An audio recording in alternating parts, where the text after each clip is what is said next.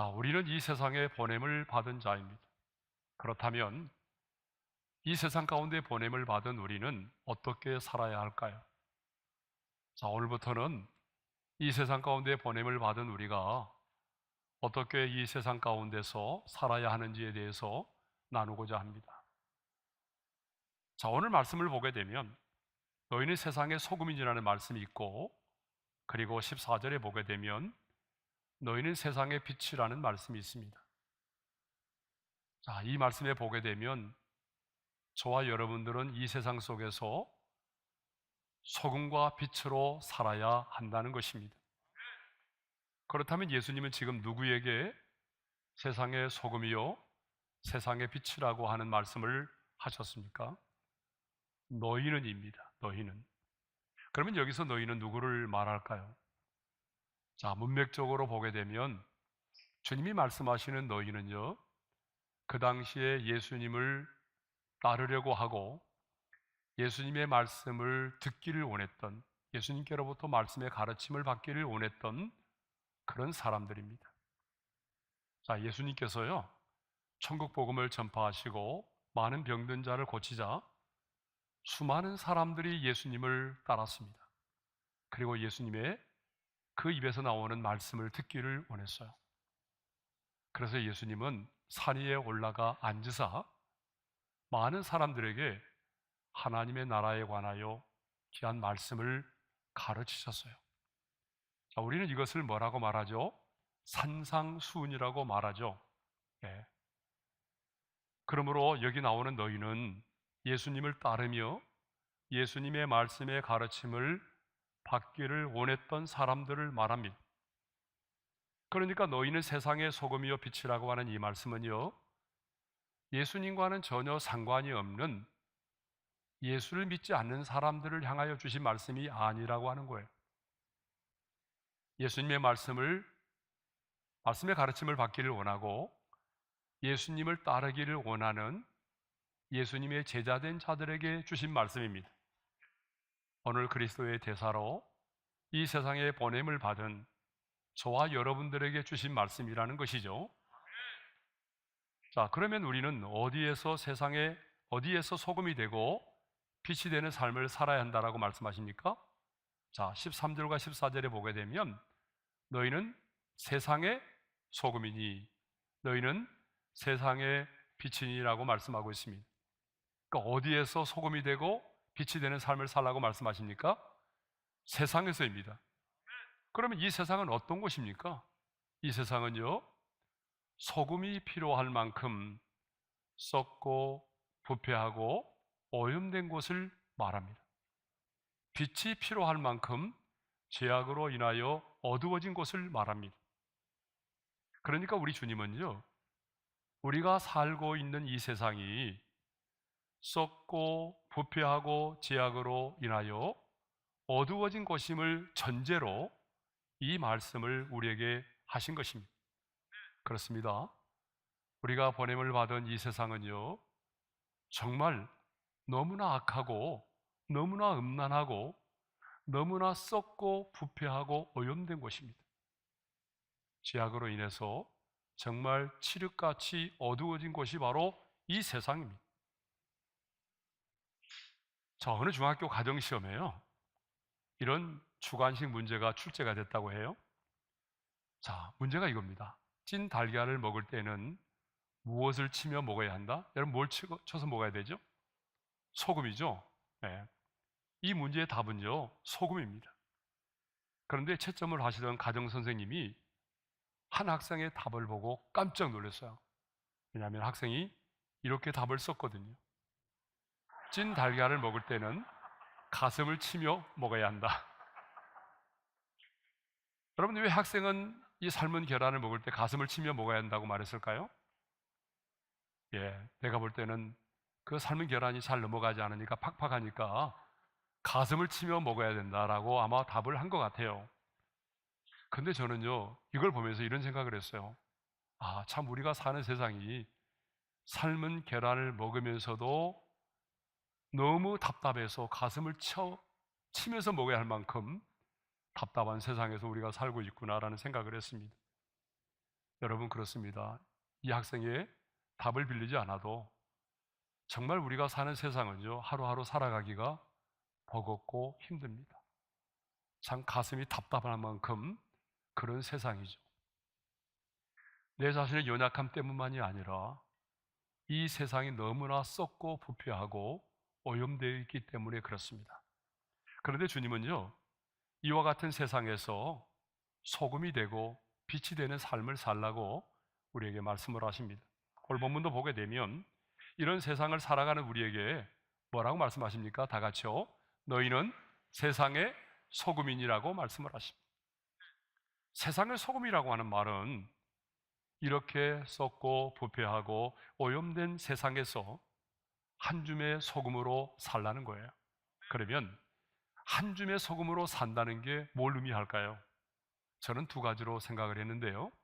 첫째는 구별된 삶을 사는 것입니다. 여러분, 소금의 가장 중요한 기능 중에 하나가 뭐냐면 부패를 막는 겁니다.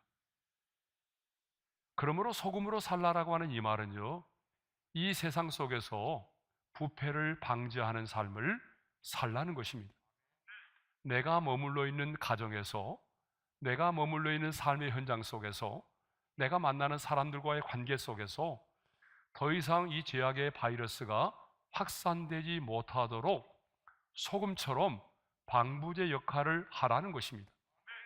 때로는요, 이건 안 됩니다, 이거는 죄입니다라고 그 죄를 드러내기도 하고, 때로는 그 죄에 대해서 내 자신도 회개하고 그 공동체의 죄를 나의 죄로 회개하면서 더 이상의 죄가 확산되지 못하도록 소금처럼 방부제 역할을 하라는 것입니다.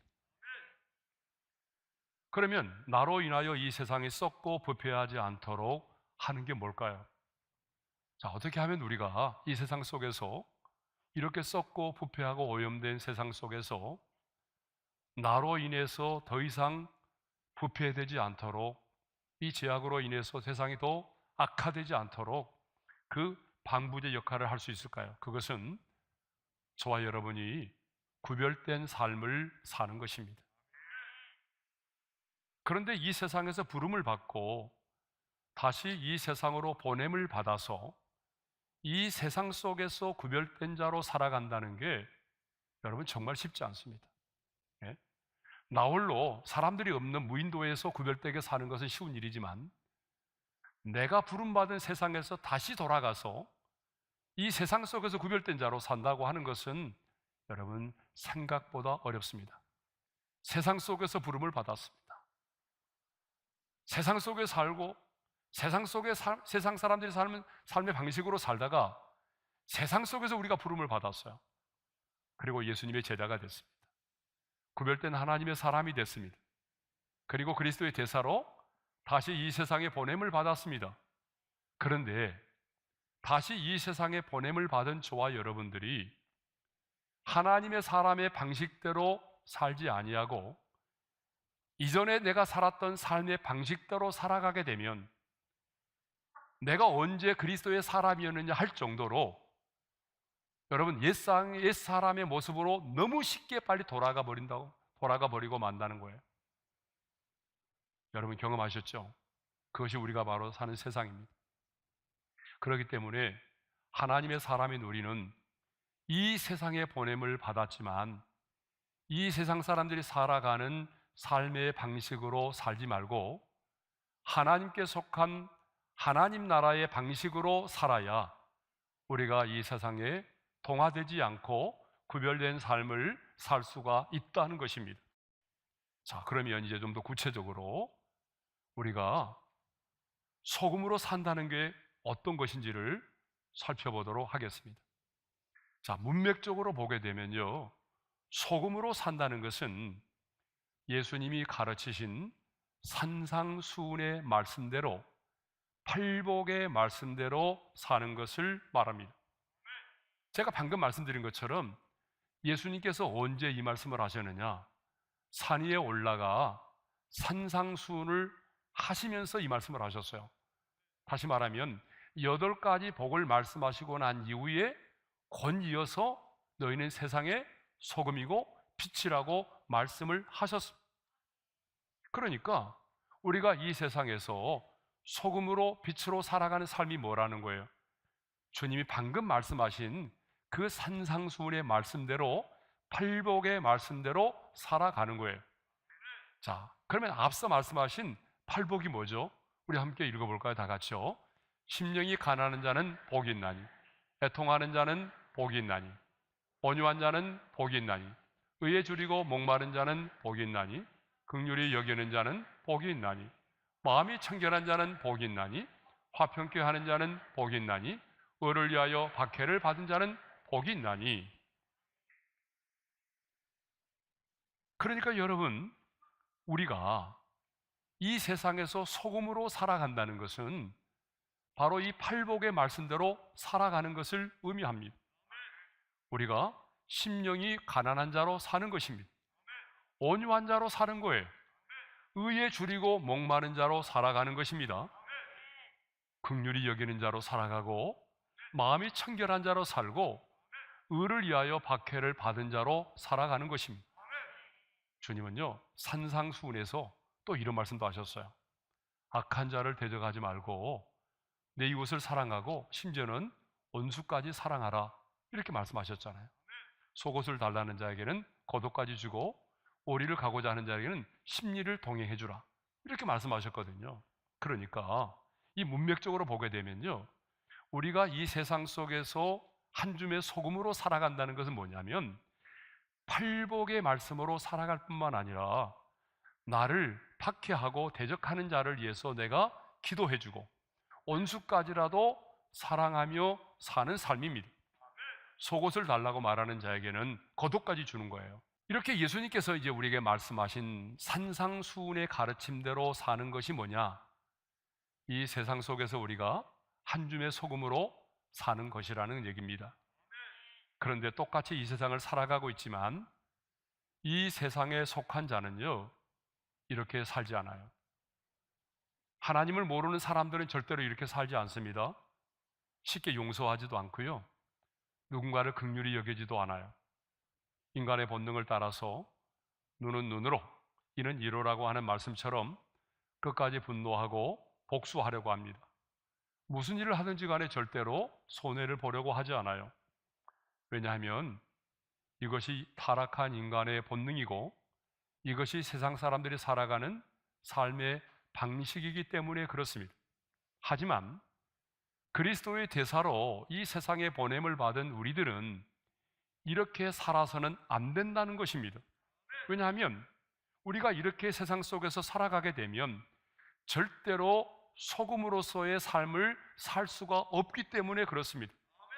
소금으로 사는 삶은요, 예수님이 말씀하신 것처럼 산상수훈의 가르침대로, 팔복의 말씀대로 살아가는 것입니다. 자, 두 번째로 소금으로 사는 것은요, 가치 있고 유용한 삶을 사는 것을 말합니다. 자, 여러분, 소금의 중요한 사명 중에 하나는 음식의 맛을 내는 데 있습니다. 여러분, 아무리 맛있는 재료 또 좋은 양념을 넣는다고 해도 여러분, 음식을 만드신 분은 알 거예요. 간이 맞지 않으면요, 그 음식은 맛이 없어요. 그러니까 우리가 음식을 먹을 때 어때요? 단맛이 없어도, 또 때로는 신맛이 없어도, 때로는 매운맛이 없어도 음식은 먹을 수는 있어요. 그런데 간이 맞지 않으면 어때요? 소금이 들어가지 않으면요, 그 음식은요, 먹을 수가 없는 거예요. 그러니까 음식을 만드는 데 있어서 가장 중요한 게 뭐예요? 간이죠. 바로 소금입니다. 그래서 우리 예수님도 소금이 만일 그 맛을 잃으면 무엇으로 짜게 하리오라고 말씀하셨고요, 병행 구절인 마가복음 9장 50절도 보게 되면 예수님이 이런 말씀을 하셨어요. 우리 다 같이 볼까요? 시작. 소금은 좋은 것이로되 만일 소금이 그 맛을 잃으면 무엇으로 이를 짜게 하리요? 자, 주님이 하신 말씀 보게 되면 소금은 나쁜 것이라고 했어요? 좋은 것이라고 했어요? 소금은 좋은 것이로되 그랬잖아요. 여기 좋은이라고 하는 해당되는 단어가 칼로스라고 하는 단어인데 그 뜻이 뭐냐 그러면요, 가치 있는이라는 말이에요.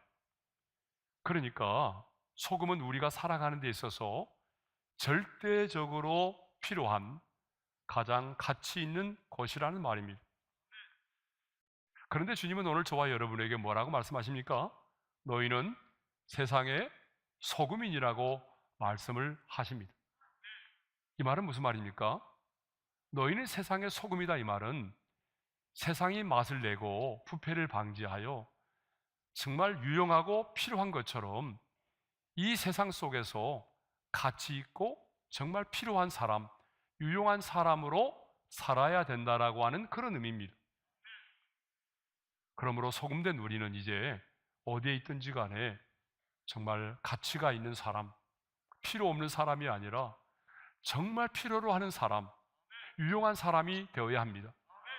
여러분의 가정에서도, 그리고 여러분의 직장에서도, 그리고 사람과의 관계 속에서도 맛을 내서 정말 이 사람은 정말 우리 가정에 보배로운 사람이고 가치가 있는 사람이고 필요로 하는 사람이다 라고 그런 인정을 받아야 됩니다. 그러면 이제 소금이 소금 되기 위해서는 어떻게 해야 될까요? 소금 자체로는요, 여러분 어떤 역할도 할 수가 없어요. 소금이 소금 되려면, 다시 말하면 맛을 내고 부패를 방지하는 기능을 발휘하려면요, 소금이 녹아야 한다는 것입니다. 소금이 녹아서 흘러 들어가 침투를 해야 되는 것입니다. 그렇지 않으면 소금 자체로서는요, 어때요? 어떤 맛을 낼 수가 없어요. 어떤 방부제 역할도 할 수가 없는 거예요. 그래서 소금이 방부제로서 부패를 막고 맛을 내는 역할을 하려면 반드시 녹아서 흘러 들어가 침투를 해야 한다는 것입니다. 다시 말하면 이 말을 자기 희생이 필요하다는 것입니다. 그러니까 내 욕심대로만 살면 절대로 소금이 소금되는 삶을 살 수가 없어요. 가정에서도 직장에서도 사람들과의 관계 속에서도 내가 손해를 보고 내 자신이 희생하는 삶을 살아야만이 소금이 맛을 내고 방부제 역할을 할 수 있다는 것입니다. 그런데 여러분, 소금이요, 녹아 흘러내리고 침투를 할 때에 어떤 방식으로 그 소금이 맛을 내든가요? 기능을 발휘하든가요? 막 요란한 소리를 내든가요? 아니면 공격적으로 누군가를 막 비판하고 정죄하든가요? 그러면서 소금이 녹아내리든가요? 저 사람은 사라져야 될 인간이야 하면서 막 비판하고 정죄하면서 소금이 녹아내리든가요? 절대 그렇지 않아요. 소금은요, 아주 조용하게 소리 없이 조용히 녹아내리면서 흘러 들어가면서 침투를 합니다. 그래서 어때요? 방부제 역할을 하고 맛을 내는 거죠. 여러분, 구호를 외친다고 소금의 기능을 발휘하는 게 아닙니다. 광화문 광장에서 띠를 두르고 횃불을 들고 촛불을 들고 뭐 물러가라 퇴진하라 그런다고 해서 세상이 변화되는 게 아닙니다. 여러분, 우리 한 사람 한 사람이 한 줌의 소금이 돼서 여러분 직장에서 여러분의 삶의 현장 속에서 조용히 그리스도인으로서 자기 희생을 하고 녹아 흘러 들어갈 때에 비로소 세상이 변화되고 가정이 변화되고 우리의 삶이 변화되는 것입니다. 그럴 때에 여러분의 직장의 음주 문화가 바뀌고 이제는 아침 이슬 대신에 콜라를 마시게 되는 그런 일들이 일어나게 되는 거죠. 그런데 만일 소금이 그 맛을 잃게 된다면 어떻게 될까요? 자, 13절에 주님이 이런 말씀을 하셨습니다. 다 같이요. 너희는 세상의 소금이니 소금이 만일 그 맛을 잃으면 무엇으로 짜게 하리요? 후에는 아무 쓸데없어 다만 밖에 버려져 사람에게 밟힐 뿐이니라. 여러분, 소금이 그 맛을 잃어버린다면 소금은 백해무익한 겁니다. 아무 쓸데가 없습니다. 다만 밖에 버려서 사람들에게 짓밟힘을 당하게 될 것입니다. 이렇게 말하면 남자분들 가운데는 이성적이기 때문에 순간적으로 이런 질문을 던질 수 있어요. 목사님, 아니 짠맛을 잃은 소금도 있나요? 여러분, 그렇잖아요. 소금이 짠맛을 잃은 소금도 있어요? 이렇게 질문하시는 분들이 있을 것 같아서 말씀드리는데, 예수님이 이 말씀을 하실 때는요 있었습니다. 맛을 잃은 소금이 있었어요. 예수님 당시에 사람들은요 어떻게 소금을 사용했느냐 그러면 시장에 가서요, 이렇게 소금산에서 가져온 암염 소금 돌을 사옵니다. 소금 덩어리를 사오는 거죠. 그래서 어떻게 하죠? 이것을 가져다가 물속에 담가둬요. 하루 정도 담가두게 되면은 그 소금 돌 안에 있는 염분이 다 밖으로 우러나오게 되는 거죠. 소금물이 되는 거죠. 그러면 그 소금의 물을 가지고 요리를 하는 거예요. 그러면 염분이 다 나와버린 그 돌은요, 이제 맛을 잃은 거잖아요. 염분이 더 이상 없는 거예요. 그러면 어떻게 하죠? 우리가 연탄재를 버리듯이 그 소금 돌, 맛을 잃은 그 돌을 밖에다가 버리는 거예요. 그럼 지나가는 사람들이 발로 밟게 되는 거죠. 여러분 이제 이해가 되시죠? 왜 예수님이 이렇게 말씀하셨는지 여러분 이제 아마 이해가 되실 거예요. 자, 이렇게 소금이 맛을 잃게 되면 아무 쓸데가 없어서 밖에 버리워서 사람들에게 밟히게 된다는 것입니다. 자, 무슨 말입니까? 세상의 소금인 우리가 이 세상 속에서 소금으로서의 삶을 살지 못하게 되면 정말 아무 쓸데없는 인간이 된다는 거예요.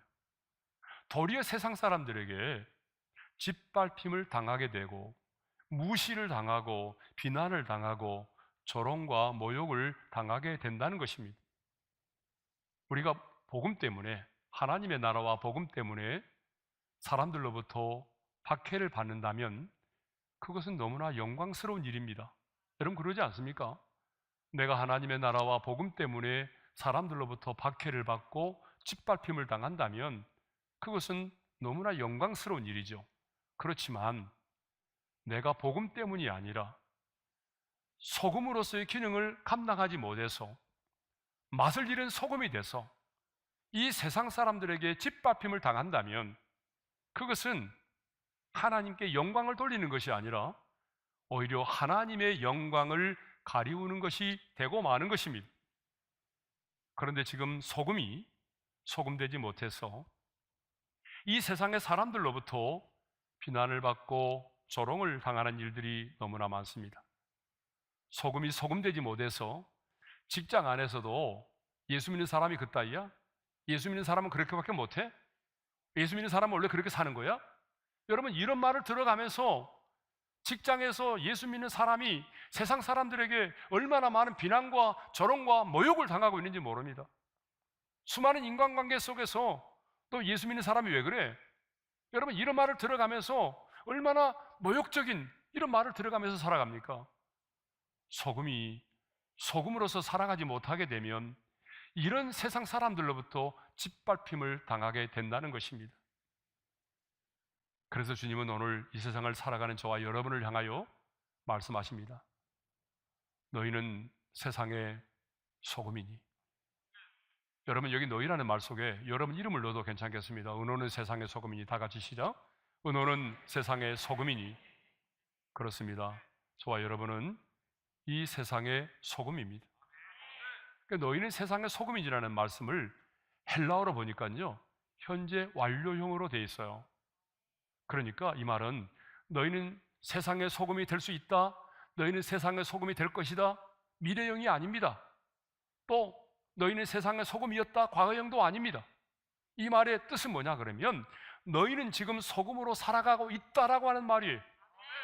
그러므로 저와 여러분은 지금 이 세상 속에서 소금으로 살아가고 있어야 한다는 것입니다. 지금 사람을 만나는 그 관계 속에서, 여러분의 가정 속에서, 여러분이 보냄을 받는 그 직장에서, 캠퍼스에서 소금으로 살아가고 있어야 된다는 것입니다. 예수를 믿는 순간, 그리스도의 대사로 이 세상에 보냄을 받는 순간 우리는 이미 소금이 되었습니다. 소금이 될 것이다가 아닙니다. 네가 이 정도로 신앙생활을 하게 되면, 이 정도 네가 성숙하게 되면 그때는 네가 소금이 될 거야, 그 말이 아닙니다. 여러분이 이제 예수를 믿고 신앙생활을 시작했을지라도 여러분이 정말 예수 믿고 구원받고 하나님의 자녀가 되었다고 한다면 여러분은 이미 소금이 되었습니다. 그러므로 이 세상 속에서 한 줌의 소금으로 살아야 됩니다. 한 줌의 소금으로 산다는 것은 산상수훈의 가르친 대로 사는 것입니다. 자기 희생을 통해서 가치 있고 유용한 삶을 살아가는 것입니다. 저는 우리 어린애 성도들이 이 세상 속에서 이번 한 주간 동안만이라도 정말 보이지 않는 곳에서 한 줌의 소금처럼 조용히 녹아 흘러내려 침투함으로 여러분의 가정에 더욱더 하나님의 영광이 드러나고 여러분들로 인해서 어때요? 죄의 영향력이 감소되고 부패가 멈춰주는 조용한 혁명이 일어날 수 있기를 바랍니다.